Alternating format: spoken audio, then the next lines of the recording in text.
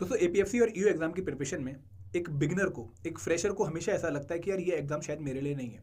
ये एग्जाम तो यूपीएससी वाले बच्चों के लिए, ये एग्जाम तो एसएससी सीजीएल वाले बच्चों के लिए, ये एग्जाम तो रेगुलेटरी बॉडी वाले बच्चों के लिए। मेरे लिए शायद इस एग्जाम में compete करना बहुत मुश्किल हो जाएगा। मैं आप लोगों को बताना चाहूंगा कि अगर आप लोग फ्रेशर हैं, अगर आप लोग बिगनर हैं और एपीएफसी और ई एग्जाम को क्वालिफाई करने के बारे में सोच रहे हैं, तो आप लोगों को 5 पॉइंट्स पक्का इस एग्जाम की प्रिपरेशन में अपने जो है माइंड में रखने हैं, ताकि आप उन लोगों से compete कर पाओ जो ऑलरेडी किसी और एग्जाम की प्रिपरेशन कर रहे हैं। दोस्तों पहला पॉइंट कि भाई आप लोग बहुत फ्रेश हो, आपके जो ऊपर प्रेशर है परफॉर्मेंस का बहुत कम है, तो कहीं ना कहीं जब नथिंग टू लूज एटीट्यूड होता है तो हम बहुत अच्छा परफॉर्म करते हैं। तो जो फ्रेश एनर्जी है उसको चैनलाइज करो इस एग्जाम की प्रिपरेशन में। तो सेकंड चीज कि एज अ बिगनर आप लोग क्लियरली आइडेंटिफाई करो कि भाई आपका स्कोप ऑफ प्रिपरेशन क्या होने वाला है। ठीक है, कि भाई सिलेबस क्या है, पीवाईक्यू एनालिसिस क्या करने हैं, कौन से सोर्सेज फॉलो करने हैं, ये आप लोगों को क्लैरिटी होनी चाहिए।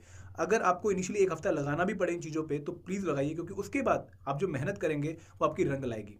दोस्तों तीसरा पॉइंट ये कि ये एग्जाम में यूपीएससी वाले बच्चों को एडवांटेज जरूर है, लेकिन ऐसा नहीं कि भाई उनके लिए पूरा पूरा ये एग्जाम बहुत ईजी है, नहीं। दोस्तों उनको भी बहुत कुछ स्पेशल प्रिपेयर करना होता है, और प्लस वो 2 एग्जाम्स की एक साथ तैयारी कर रहे हैं। तो जहाँ पर 2 एग्जाम्स एक साथ प्रिपेयर करते हैं तो वहाँ पे कहीं ना कहीं कंसिस्टेंसी या फिर जो मैनेजमेंट है वो पुअर होती है किसी भी एक सिंगल एग्जाम की। ठीक है, तो आप लोगों के पास फायदा ये रहेगा कि आप एक सिंगल एग्जाम को टारगेट कर रहे होते हैं। ठीक है, तो आप पूरा ध्यान एक एग्जाम पे लगा रहे होते हैं। तो चौथा पॉइंट ये कि being a fresher, being a beginner, कभी भी अपनी प्रिपरेशन को प्रोक्रेस्टिनेट मत करिए। आप ये मत सोचिए कि भाई नोटिफिकेशन आने के बाद मैं प्रिपरेशन स्टार्ट करूंगा, क्योंकि आपके पास ऑलरेडी टाइम का थोड़ा क्रंच है। ठीक है, आप प्रिपरेशन थोड़ी लेट स्टार्ट कर रहे हो बाकी लोगों से। तो अगर आपने अभी भी प्रिपरेशन स्टार्ट नहीं करी और नोटिफिकेशन का वेट किया तो कहीं ना कहीं फिर आपके पास बहुत कम टाइम बचेगा जिसको आप यूटिलाइज कर पाएंगे अपनी प्रिपरेशन के लिए।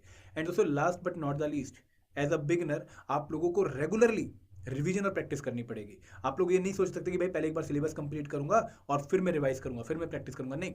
तो रूल यही है कि भाई आपके लिए तो revision parallel to the preparation चलेगी। जब आप कंपोनेंट कवर कर रहे हैं तो आपकी हर 6 दिन, हर 15 दिन के बाद रिवीजन होनी चाहिए। प्लस जब एक बार का पूरा सिलेबस कंप्लीट हो जाएगा तब आपकी रिवीजन होनी चाहिए। तो एज अ बिगनर ये पॉइंट्स आपने पक्का ध्यान रखने हैं, क्योंकि बिगनर्स ने पास्ट में भी एग्जाम क्वालिफाई किया है, और अगर वो कर सकते हैं तो आप लोग भी कर सकते हैं। बट रूल क्या है, एक प्रॉपर प्लानिंग, एक प्रॉपर स्ट्रेटेजी फॉलो करके चलना। ठीक है, थैंक यू वेरी मच।